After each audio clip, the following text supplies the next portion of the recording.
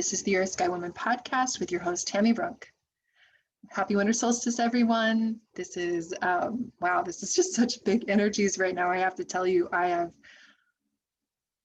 been working on this recording for a while. So this is going to be my final version. Whatever I do is what you get. This is a big time of year for me. It's my birthday on the 19th. And so I absolutely love this time. And I also always feel this kind of a push-pull between wanting to just go deep into that temple space and wanting also to be present with all of you in this incredible time of renewal and of rebirth at the heart of the longest here in the north, the longest night of the year, and the time where we really go deep into the time of dreaming, into the time of the deeper cycles of more reflection and looking back over our last year and moving into our next year. So the winter solstice it's exact tomorrow, the 21st, in the early morning, and here in Central Time. And the solstice, though, does last for about a week on either side of the exact point of solstice, solar solstice. So, so as each of you know, unless you've been hiding under a rock, this is an incredible solstice time. And the reason for that is because we have tomorrow afternoon, Jupiter conjunct Saturn. We've been watching it in the sky. We've been seeing them come closer and closer and closer. And tomorrow that conjunction, the great conjunction, is exact. We will see it in the evening sky very close. Depending on where you're at across the globe, you may see it when they're actually conjunct. Lucky you.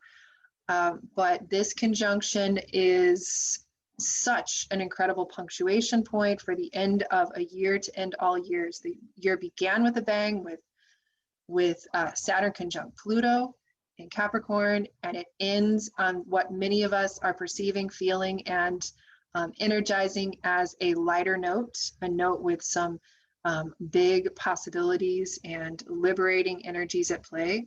And that is with, again, Jupiter conjunct Saturn in the closest conjunction for almost a century, visible to many across the globe, and activating the Star of Bethlehem effect, which was also seen at about 6 to 7 BC, around the time of Christ's birth.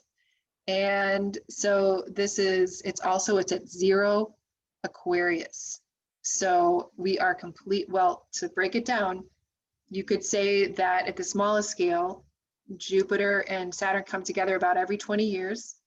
So look back 20 years, see what was happening in the world and in your life, and this is the next octave of that.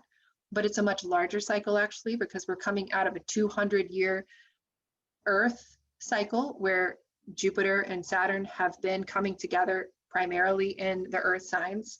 Now it's shifting into about 200 years where they are in the air signs. So feel that in your body. What does it feel like when the two planets that are really about the birthing of culture, you've got Jupiter, which is the expansion or the out breath, you've got Saturn, which is the contraction or the in breath. When they come together, it's a creation point, a potent, powerful creation point for the collective, for the culture, for this material 3D reality that we live in. And they've been in Earth signs. Now they shifted into Aquarius and in an air sign. So many are heralding this as the next kind of octave or the next kind of activation of the age of Aquarius or the dawn of a new age or a golden era or whatever you want to call that. Many people are speaking to it in that way. And, in my training, in my perspective, there are certain moments that are incredibly powerful and potent, and that we can align ourselves with. And of course, 2012 was one of those periods where so much was opened up so that more and more and more of us actually have access to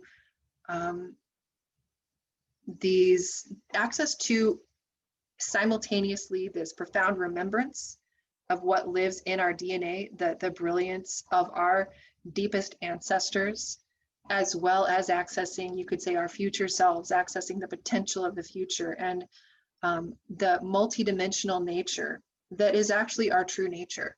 Our true nature is multidimensional. We have the capacity to access the wisdom and the insight of parallel lives. We have the capacity to communicate with and travel across space and time to bring in information from other realms. This is something that Earth-based peoples have always known. This is something that our ancestors knew.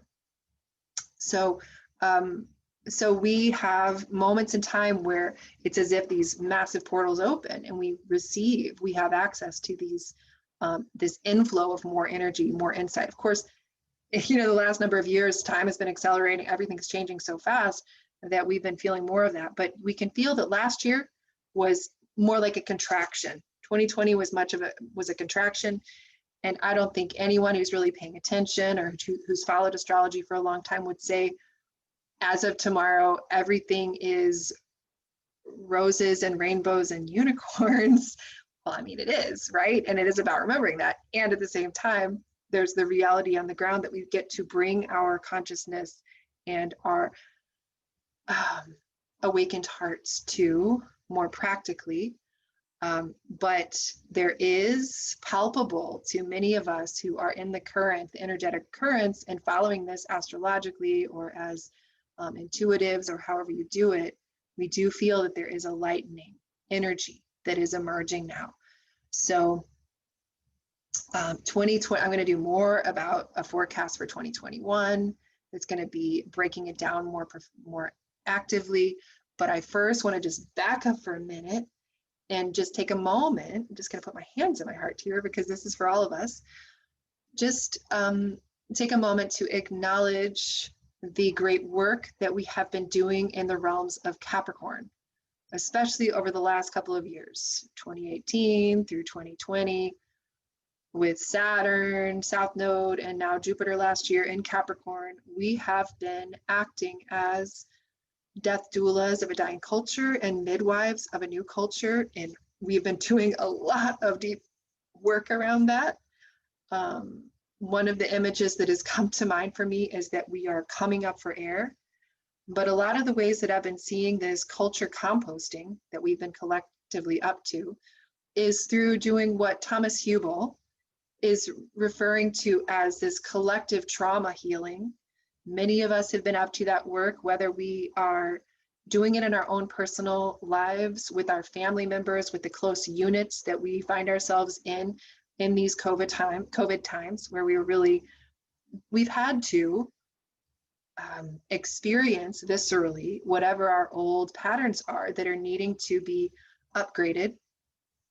So we've been feeling the grief, especially here in the US, but really across the globe, of seeing what our ancestors have left us, our recent ancestors. This is not to create blame, but what we have been born into in terms of, I'll say here in the US, for example, a system of vast inequalities, a system that has for far too long valued profit over human life and has valued humanity in a sense, or has valued, gosh, what even has it valued? There has been a profound forgetfulness in the larger culture and amnesia around, and this isn't just the US, this is the dominant modern culture as a whole, where we've gone into a phase of kind of forgetting our connection to the rest of creation. And so, but especially this last year, the focus has been on vast inequalities and on the history, especially here in the US, but across the empires that have been dominant since, you could say, the Roman Empire and beyond, that have planted the seeds for the desecration of the earth, of the feminine, of brown bodies, black bodies, that has here in the US been responsible for the genocide of an entire people. And that is, of course, deeply intertwined with the Abrahamic religions that we feel the reverberations of, that the Piscean age and the age that came before that. And with the arrival of this almost once in a century activation of Jupiter and Saturn in Aquarius, we are going to energize and activate all of our intention around freeing ourselves from the distortions of that trauma that we collectively have been experiencing, our ancestors have experienced, that we've been feeling as we've been in the density of Capricorn, doing the work, the kind of murky, heavy work of facing into, again, what is distorted in the culture, the ways that certain populations, certain groups have experienced great suffering, and we all have because we're part of it when we look at white supremacy here in the US, for example. So we've been wading through, we've been working through some really heavy material, and of course it's not as if that's all going to go away tomorrow, but I just want to honor the work that we've been doing. And now that we are shifting from earth to air, the invitation is to allow our approach to lighten. Okay, so I'm going to talk about Aquarius here. What is Aquarius energy? Because that's what we're stepping into. There's the shadow side of that, and then there's the really the side that we want to energize, which is, it's about liberation. It is about freedom. And what are we liberating ourselves from? What are we freeing ourselves from? Well, over the last year, we will individually and collectively have been seeing the places where we're caught, where we're stuck, where we, as Eckhart Tolle might say, are caught in our pain bodies and kind of bumping up against other people in our lives personally or other cultures in a way that keeps re-triggering the original trauma. It keeps kind of creating more pain. We've been seeing the places where that's been happening.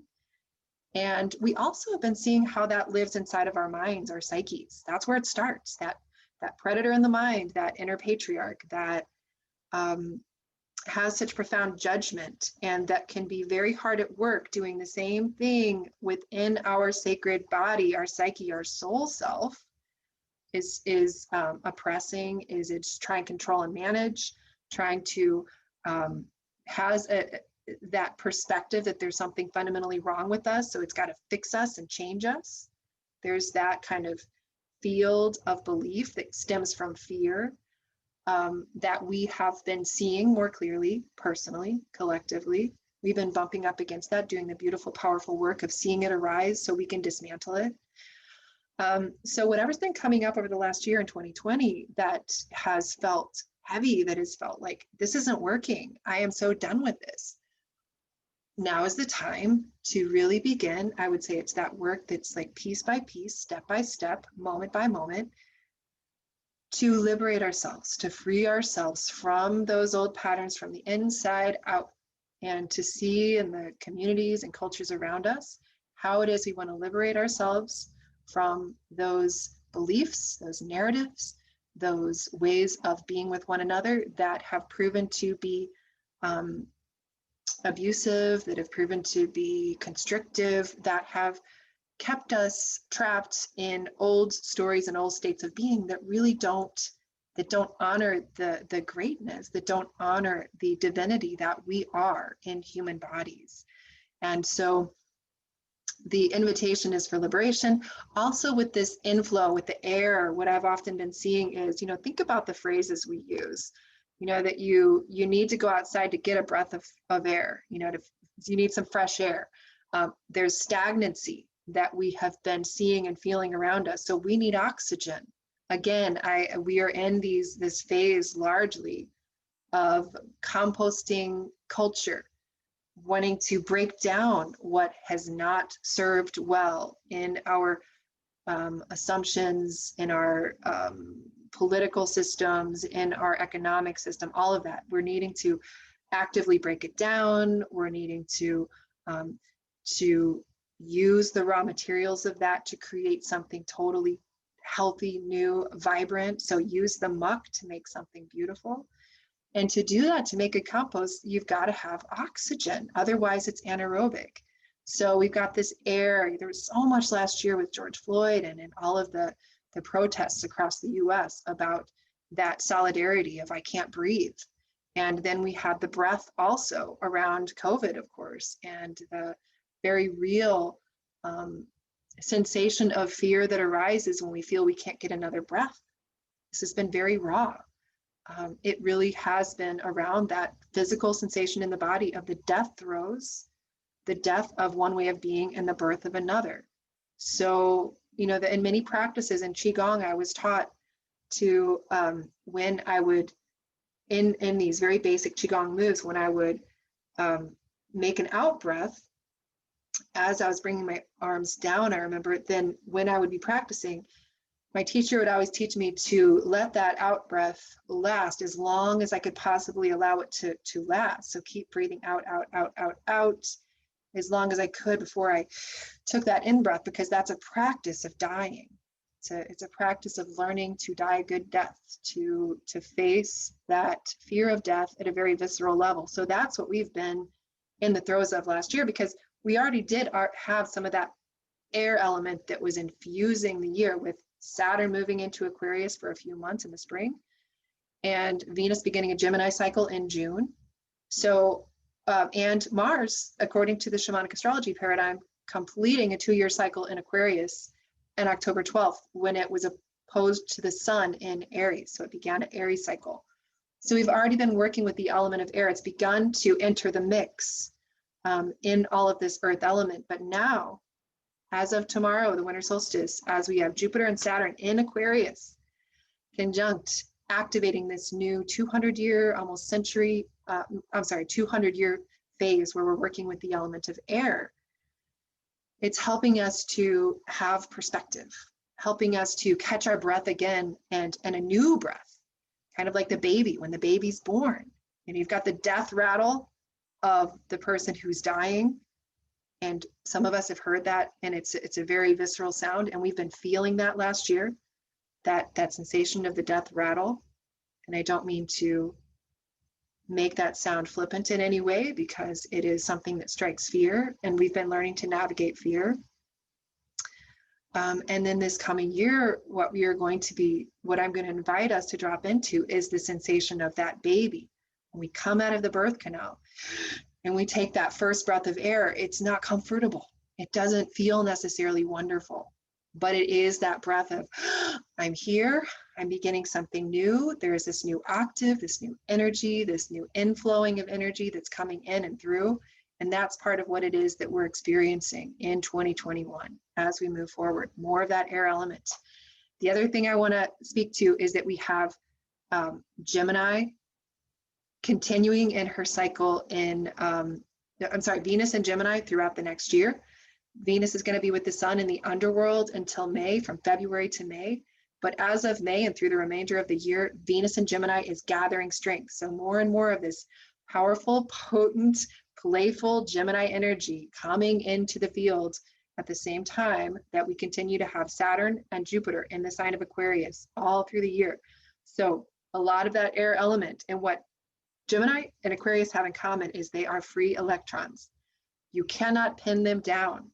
They are going to do what they do. They're creative, they're innovative, they're shape-shifting energies, and they're connected to the elementals or the fairy realms or the little people, however you want to see that I will say elementals, and to the Devic spirits, so that what the Huicholes might call the essences of life.